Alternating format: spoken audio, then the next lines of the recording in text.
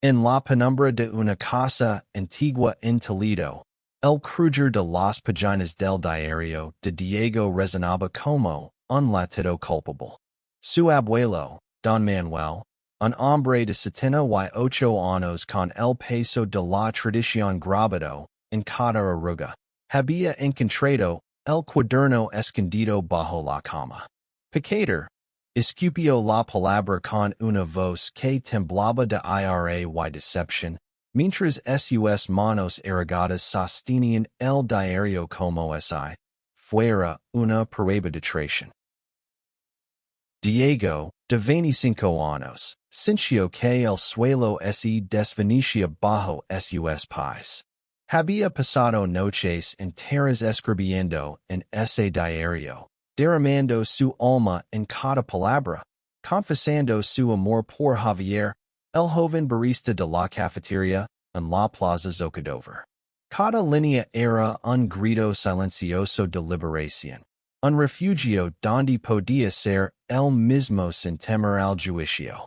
Pero ahora, con los ojos de su abuelo clavados en él, sintió que todo su mundo se derrumbaba. La casa, con sus paredes de piedra y muebles de madera oscura, parecía contener el aliento. Diego no podía hablar. Las palabras se le atorban en la garganta. Don Manuel, un hombre criado en la España franquista, donde la tradición y la religión eran inquebrantables, no entendía. No podía entender. Para él, el amor de Diego no era amor, sino una afrenta, una mancha en el honor de la familia Morales. ¿Cómo pudiste escribir esto? Gruñó Don Manuel, agitando el diario. ¿Cómo te atreves a manchar el nombre de tu familia con esta abominación? Sus ojos, normalmente cálidos cuando hablaba de los finados familiares o de las historias de su juventud, ahora eran fríos, distantes, como si Diego fuera un extraño.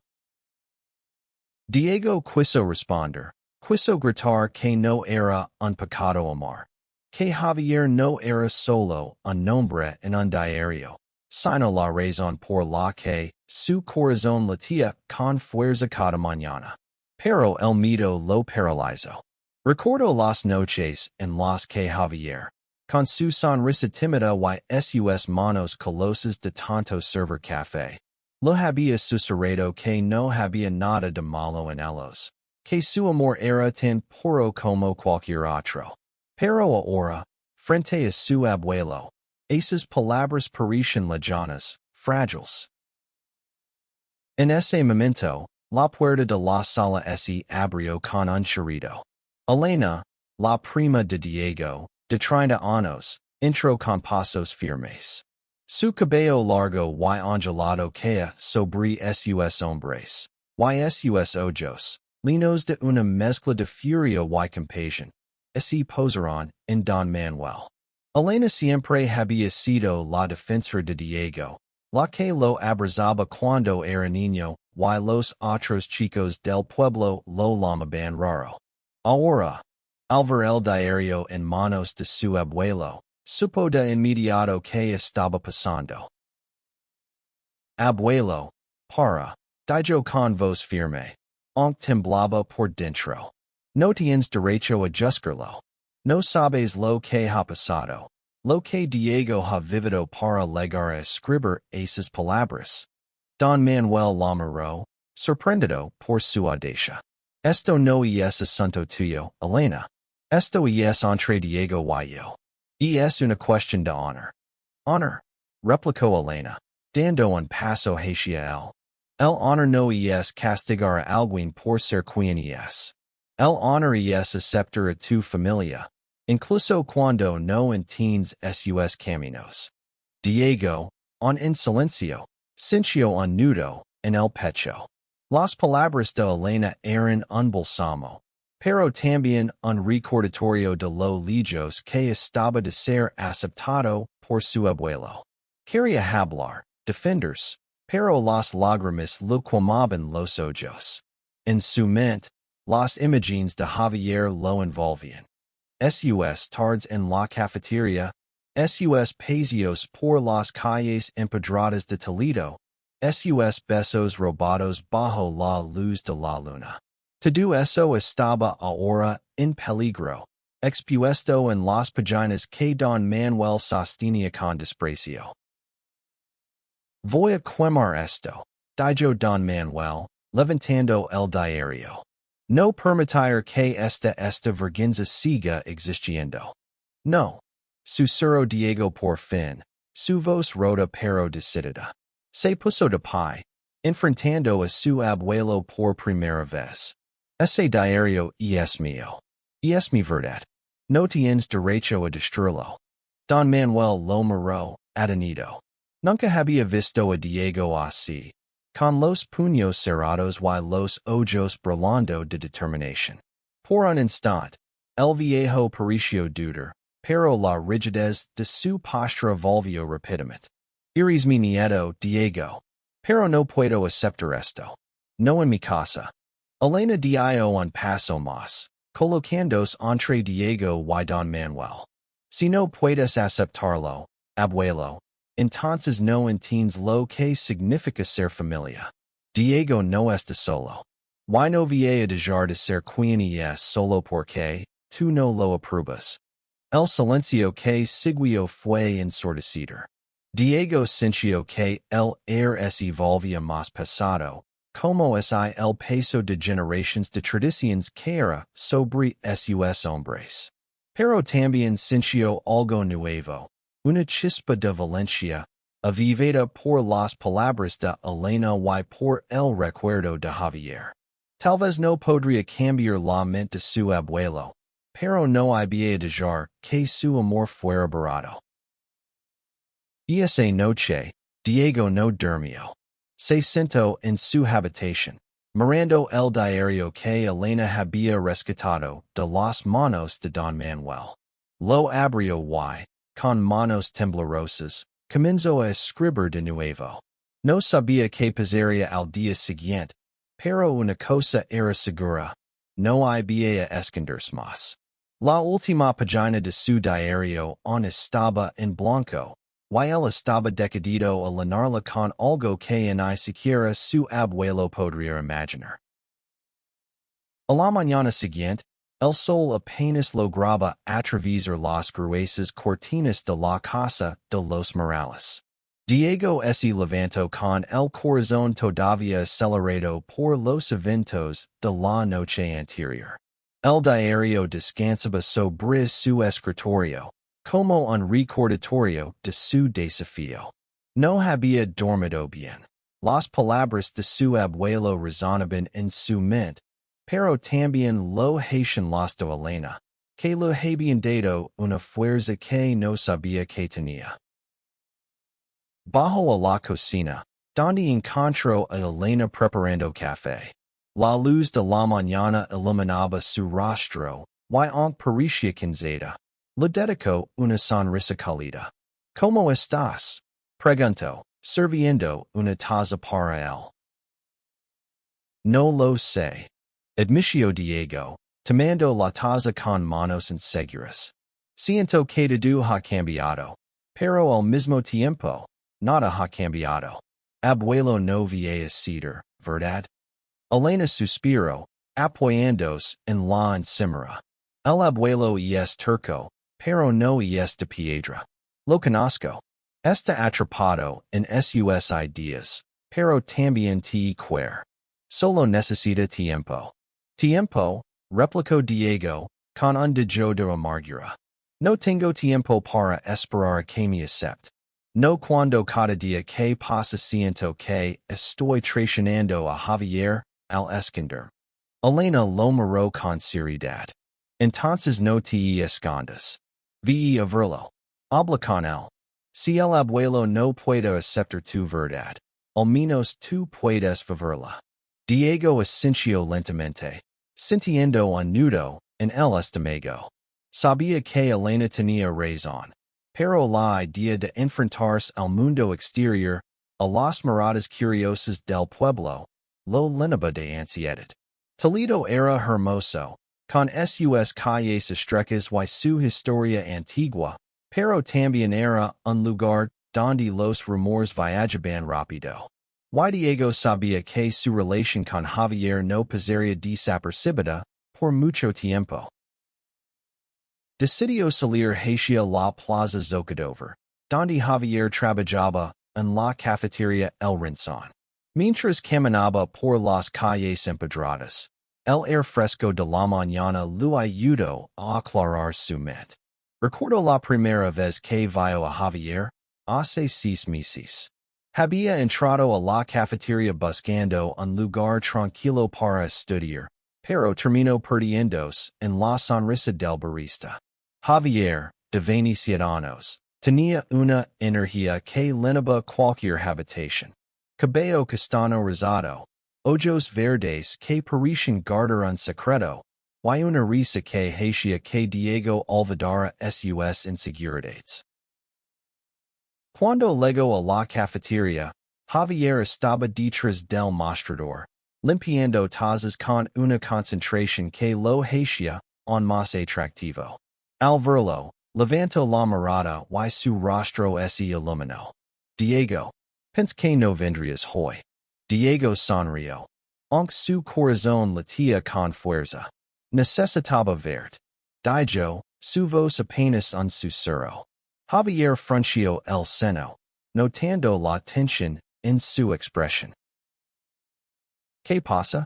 Estás raro, dijo Javier, dejando la taza y acercándose al borde del mostrador.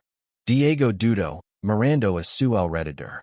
La cafetería estaba casi vacía, pero sentía que todos los ojos estaban sobre él. Mi abuelo encontró mi diario. Confieso finalmente, bajando la mirada. Leo todo. Sobre nosotros. Mi llamo pecador. El rostro de Javier se endureció, pero no con sorpresa, sino con una mezcla de tristeza y resolución. Lo siento, Diego. Sé lo importante que es tu abuelo para ti, pero no puedes dejar que sus palabras definen quién eres. Diego sintió un nudo en la garganta. No es tan fácil.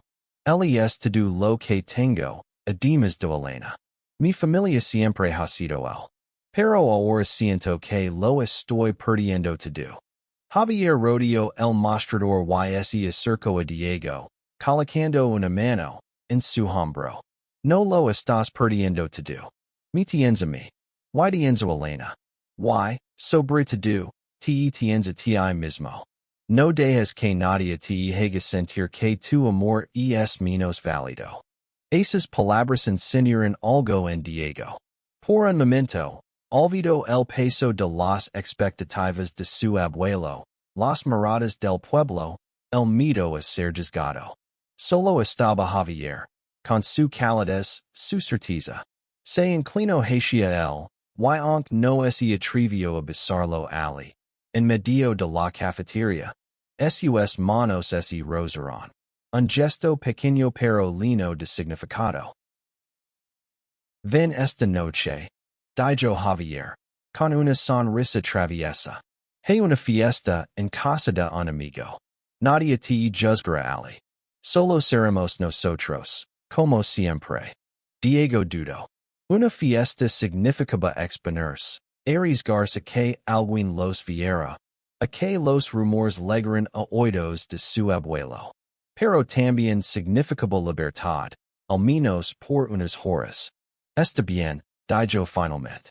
Ayer, cuando regresó a casa, encontró a Don Manuel en el patio, sentado bajo el viejo olivo que había plantado su bisabuelo.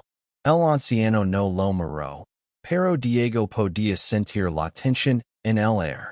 Abuelo. Comenzó, pero Don Manuel levantó una mano, silenciándolo. No estoy listo para hablar, Diego, dijo con voz grave.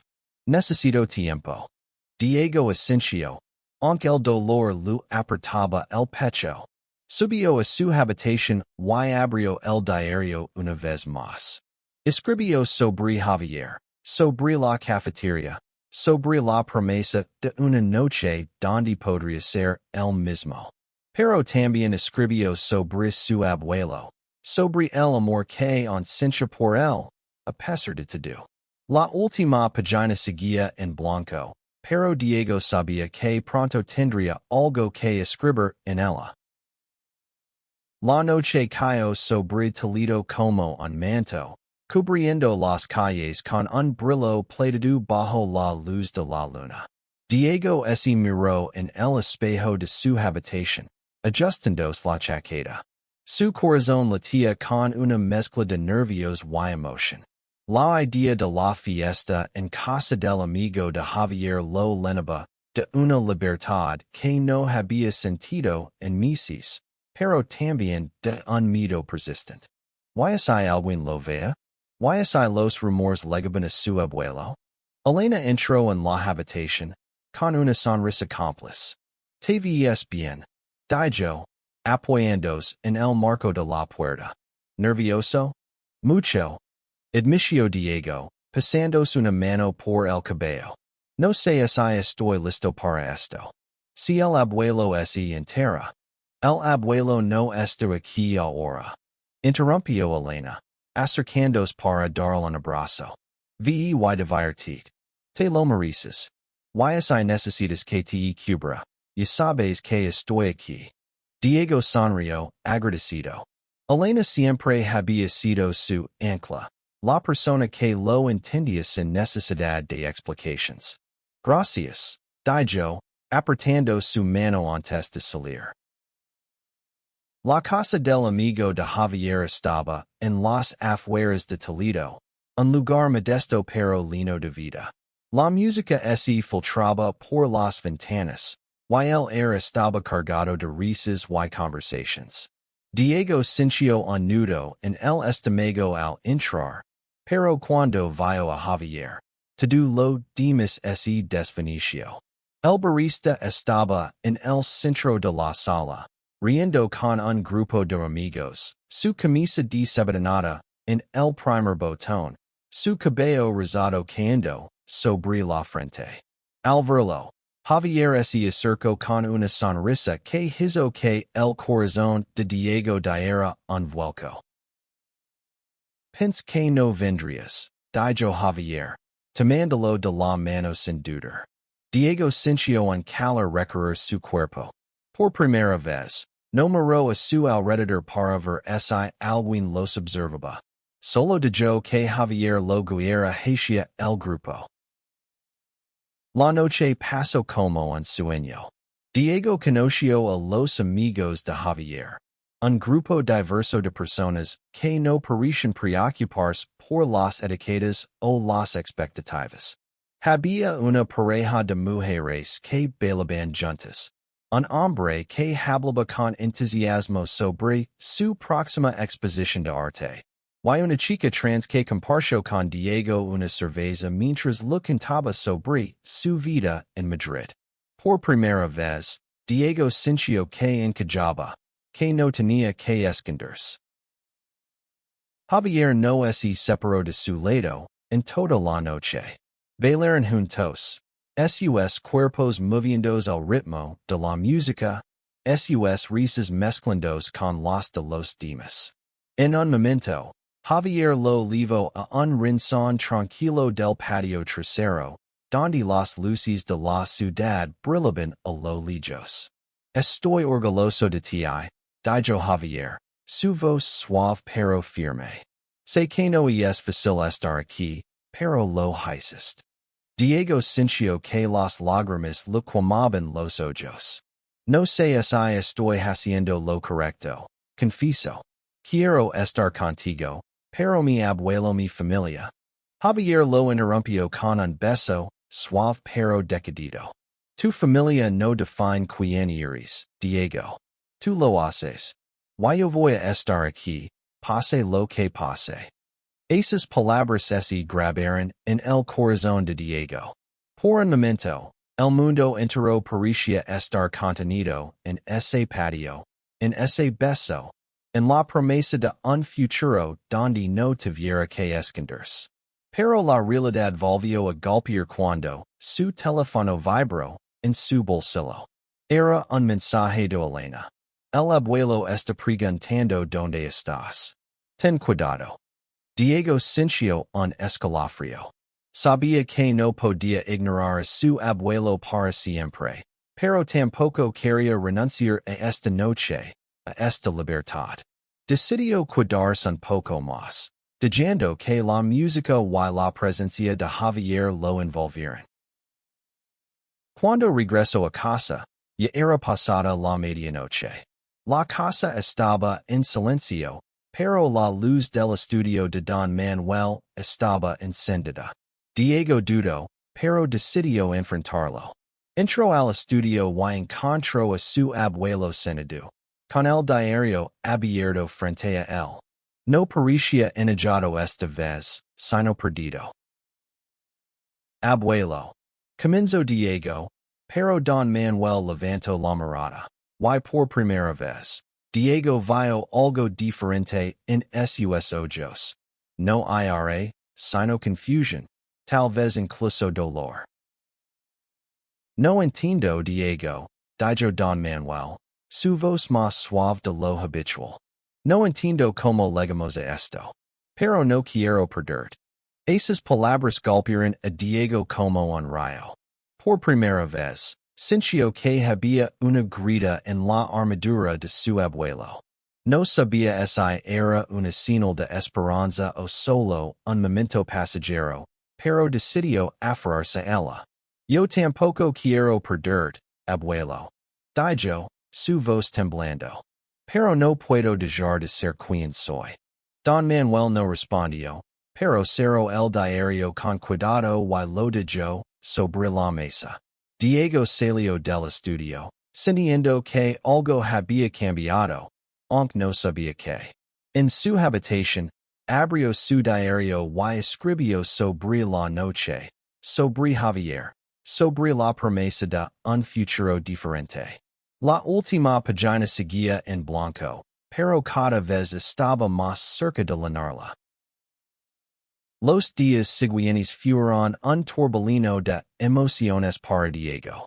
La confrontación con su abuelo había dejado una herida abierta, pero también una chispa de esperanza. Don Manuel no había vuelto a mencionar el diario, pero su silencio era más elocuente que cualquier palabra. Diego podía sentir que su abuelo estaba luchando consigo mismo, atrapado entre sus creencias y el amor que siente por su nieto.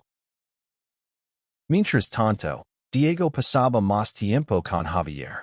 Cada encuentro era un refugio, un recordatorio de que había un mundo más allá de las paredes de la casa Morales. Una tarde, mientras caminaban por el Alcázar de Toledo, Javier tomó su mano con naturalidad, sin importar las miradas de los transeúntes. Diego sintió un nudo en el estómago, pero no soltó su mano. No quiero esconder más, le dijo a Javier, sorprendido por su propia valencia.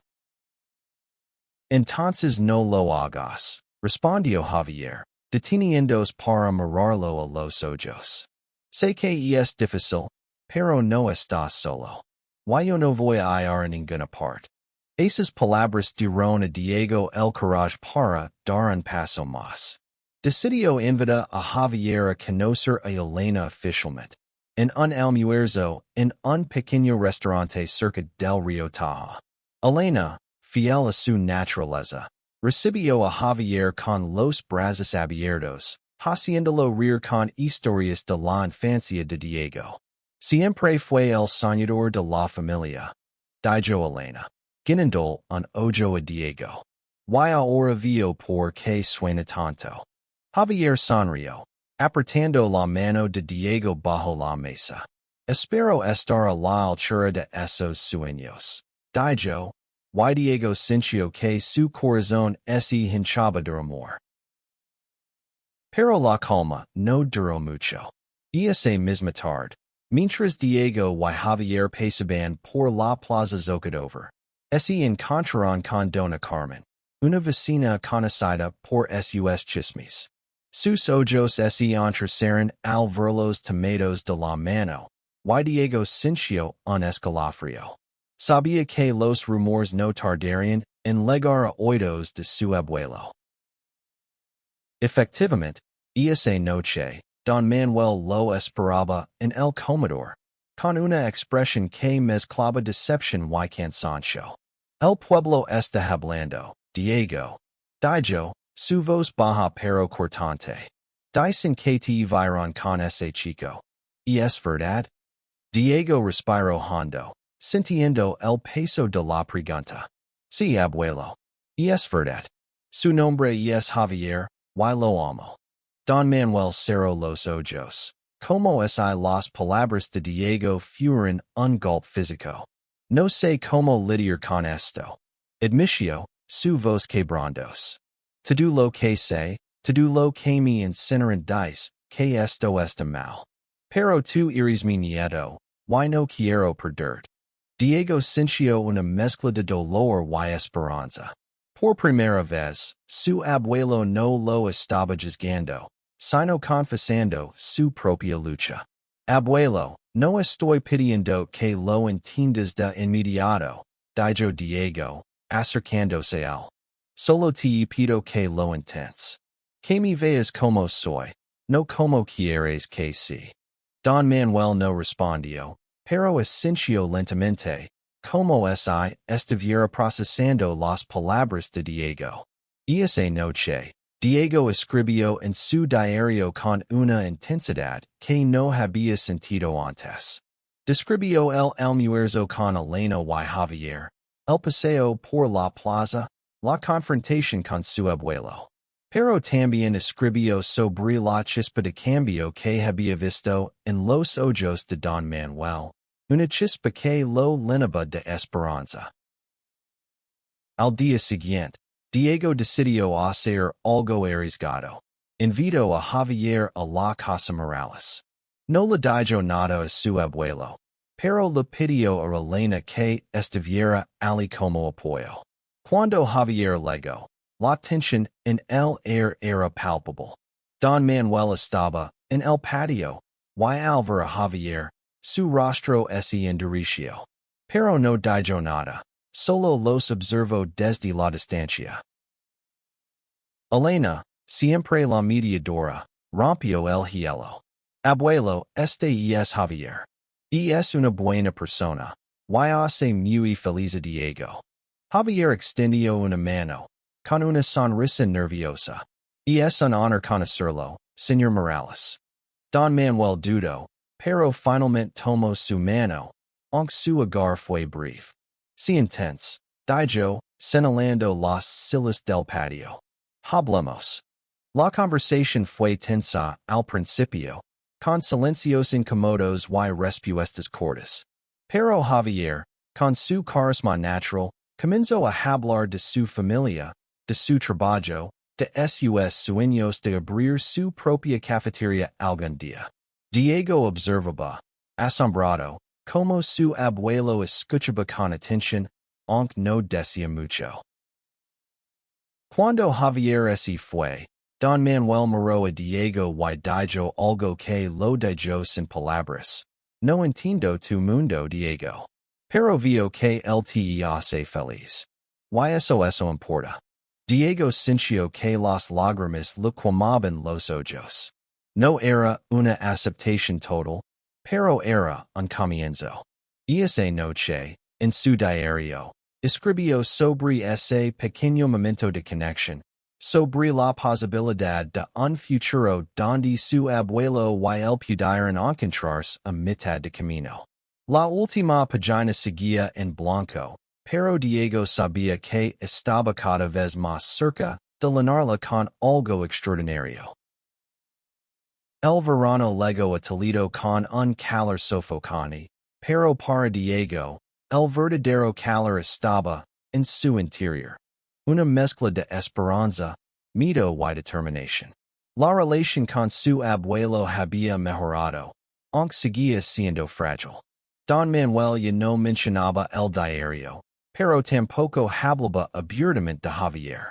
Diego sabía que su abuelo estaba haciendo un esfuerzo, pero el camino hacia la aceptación total era largo. Mientras tanto, su relación con Javier se fortalecía. Pasaban tardes enteras explorando los rincones de Toledo, desde el monasterio de San Juan de los Reyes hasta los miradores con vistas al río Taja. Cada momento con Javier era como un lienzo en blanco donde Diego podía pintar su verdadera identidad. Pero los rumores en el pueblo no cesaban.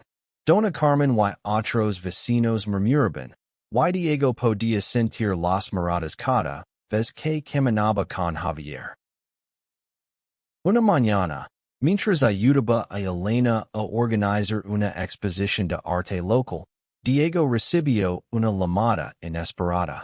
Era su madre, Isabel, que vivía en Madrid desde el divorcio de sus padres cuando él era niño. Diego he oído cosas. Dijo, su voz cargada de preocupación. ¿Qué está pasando con el abuelo?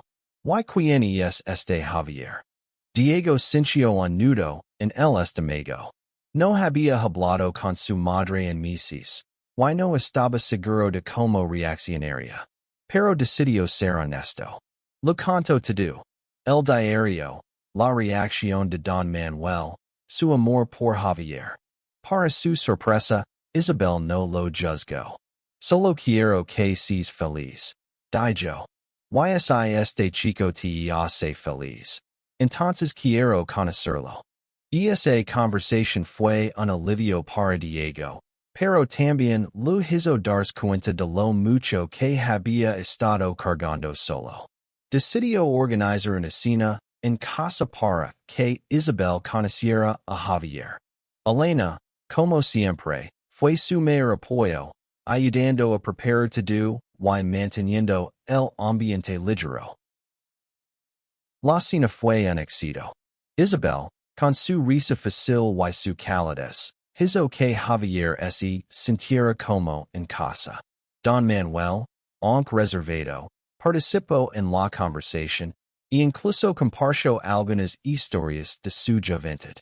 Por un momento, Diego sintió que su familia, rota durante tanto tiempo, estaba empezando a sanar. Pero la paz no duró.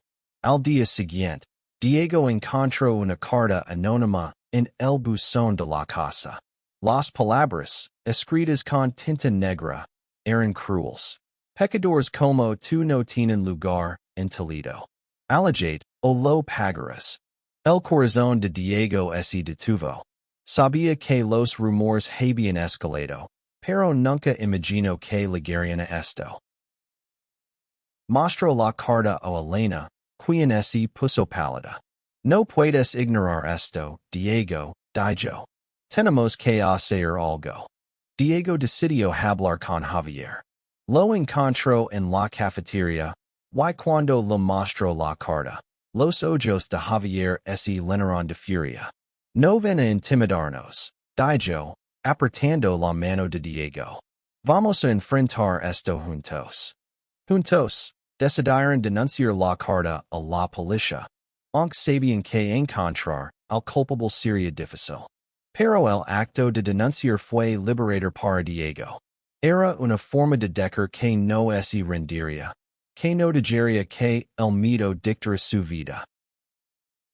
Esa noche, Diego escribió en su diario con una intensidad feroz. Describió la carta, el apoyo de Javier, la calidez de su madre.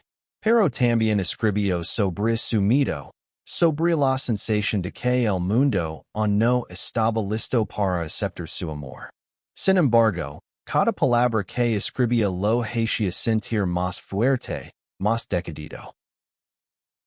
Cuando cerró el diario, miró la última página, en blanco.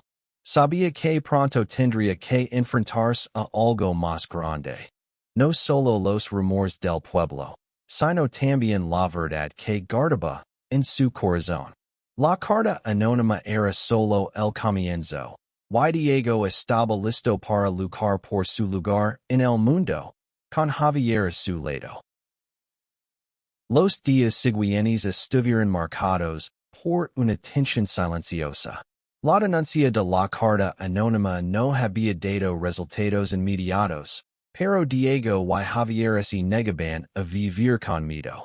Decidieron ser más abiertos en público, tomándose de la mano en la plaza, compartiendo risas en la cafetería. Cada gesto era una declaración, una forma de reclamar su derecho a existir tal como eran. Elena, siempre vigilante, organizó un evento en la Galería de Arte donde trabajaba, invitando a Diego y Javier a participar. Era una exposición sobre diversidad y aceptación. Y aunque Diego dudó al principio, la idea de usar el arte para contar su historia lo emocionó. Javier, por su parte, sugirió que Diego compartiera fragmentos de su diario como parte de la exposición, de forma anónima. Tu escritura es poderosa, le dijo Javier una noche, mientras estaban sentados en el sofá de la casa de Diego. Podrías ayudar a otros que están pasando por lo mismo. Diego dudó. Exponer su diario, incluso de forma anónima, era como desnudar su alma ante desconocidos. Pero la idea de conectar con otros, demostrar que no estaba solo, lo convenció. Trabajó con Elena para seleccionar los fragmentos más emotivos, aquellos que hablaban de amor, miedo y esperanza. La noche de la exposición fue un torbellino. La galería estaba llena de gente, artistas, vecinos, incluso algunos amigos de Javier. Diego sintió que el corazón lo había estallar cuando vio a su madre entre la multitud, sonriendo con orgullo. Pero la sorpresa más grande fue ver a Don Manuel entrar, con paso lento pero decidido. Diego se acercó a él, nervioso. Abuelo, no sabía que vendrías. Don Manuel miró alrededor, observando los cuadros y las palabras de Diego proyectadas en una pantalla. Elena me lo pidió. Dijo, su voz neutra pero no hostil. Quisfer de que se trataba. Durante la exposición, Diego leyó en voz alta uno de los fragmentos de su diario. Su voz temblando, al principio pero ganando, fuerza con cada palabra. Habló del amor que sintió por Javier, del dolor de ser juzgado, de la esperanza de un mundo más amable. Cuando terminó, el silencio en la sala fue seguido por un aplauso cálido, y Diego sintió que las lágrimas le quemaban los ojos. Después del evento, Don Manuel se acercó a él. No entiendo todo lo que dijiste, admitió, pero six el efecto que tuvo en los demás. Vi como te miraban, como te escuchaban. Y estoy empezando a entender que esto es más grande que yo. Diego no supo qué decir. Era la primera vez que su abuelo mostraba algo parecido a la aceptación. No era perfecta, pero era un paso. Y esa noche, Diego escribió en su diario sobre la exposición, sobre el orgullo en los ojos de su madre, sobre la chispa de cambio en su abuelo. La última página seguía en blanco, pero sentía que estaba más cerca que nunca de llenarla. Sin embargo, la calma se rompió unos días después. Otra carta anónima llegó, esta vez con una amenaza más directa. Para, o alguien saldrá herido. Diego sintió que el miedo regresaba, pero esta vez no estaba solo. Javier, Elena y incluso Isabel se reunieron para apoyarlo. Decidieron no ceder, sino redoblar sus esfuerzos. Organizaron un evento comunitario para hablar sobre la aceptación y el amor, invitando a todos los que quisieran escuchar. El evento fue un éxito, pero también atrayó a aquellos que no estaban de acuerdo. Un grupo de vecinos, liderados por Dona Carmen, interrumpió el evento con gritos y acusaciones. Diego sintió que el mundo se derrumbaba de nuevo, pero Javier lo tomó de la mano y enfrentó a la multitud. El amor no es un crimen, dijo, su voz resonando en la plaza. Y no vamos a dejar que nos silencien. La multitud se dividió entre aplausos y murmullos, pero Diego sintió que algo había cambiado. Había enfrentado el odio de frente, y no se había roto. Esa noche, en su diario, escribió sobre el coraje de Javier, sobre el apoyo de su familia, sobre su propia fuerza. La última página seguía en blanco, pero Diego sabía que pronto escribiría algo que cambiaría todo. El verano dio paso al otoño, y Toledo se tino de tonos dorados y rojizos. Diego sentía que su vida estaba en un punto de inflexión. Las amenazas anónimas habían cesado, pero la tensión en el pueblo seguía presente. Sin embargo, algo había cambiado en él. Y no quería esconderse, no quería vivir a medias. Con el apoyo de Javier, Elena y su madre estaba decidido a vivir su verdad. Una mañana, mientras desayunaba con Don Manuel, Diego decidió dar un paso final. Abuelo, dijo, su voz firme pero respetuosa. Quiero que conozcas a Javier. No solo como alguien que estuvo en nuestra casa, sino como la persona que amo. Quiero que sea parte de nuestra familia. Don Manuel dejó la taza de café sobre la mesa, su rostro inescrutable. Por un momento, Diego temió haber ido demasiado lejos. Pero entonces, su abuelo suspiró y dijo, he vivido muchos años, Diego. He visto cosas cambiar. Cosas que nunca pensé que cambiarían. No te he permitido que lo entendra todo, pero quiero intentarlo. Por ti. Esas palabras fueron un regalo inesperado. Diego sintió que las lágrimas le quemaban los ojos, pero esta vez eran de alivio, de esperanza. Organizó una cena familiar, esta vez con todos, Javier, Elena, Isabel y Don Manuel. La mesa estaba llena de risas, historias y, por primera vez, una sensación de unidad. Esa noche, Diego abrió su diario y escribió la última página. No era una página de final, sino de comienzo. Escribió sobre el amor que había encontrado en Javier, sobre el apoyo de su familia, sobre el cambio en su abuelo. Pero también escribió sobre sí mismo, sobre el hombre que había aprendido a amarse a pesar del miedo y el juicio.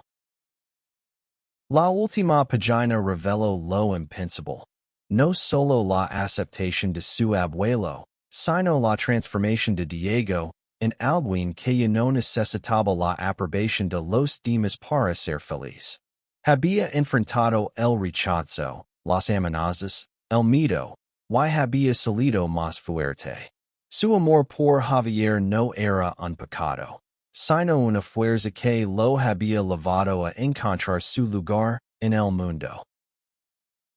Cerró el diario con una sonrisa, sabiendo que no necesitaba escribir más. Su historia no terminaba allí. Era solo el comienzo de una vida donde podía ser él mismo, sin miedo, sin vergüenza. Y en el corazón de Toledo, bajo el mismo cielo que había sido testigo de su lucha, Diego supo que había encontrado su hogar, no en un lugar, sino en las personas que lo amaban y en la verdad que llevaba dentro.